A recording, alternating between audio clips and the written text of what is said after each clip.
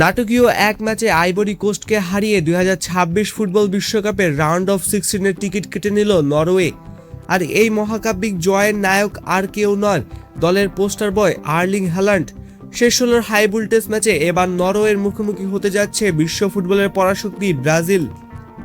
ম্যাচের শুরু থেকেই ছিল টানাটান উত্তেজনা।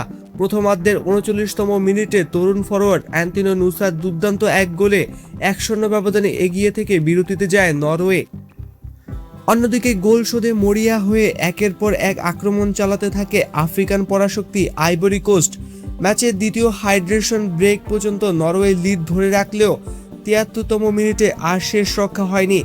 আমাদ দিয়ালুর দুর্দান্ত এক লক্ষ্য বেঁধে ম্যাচে 1-1 সমতায় ফেরে আইভরি কোস্ট।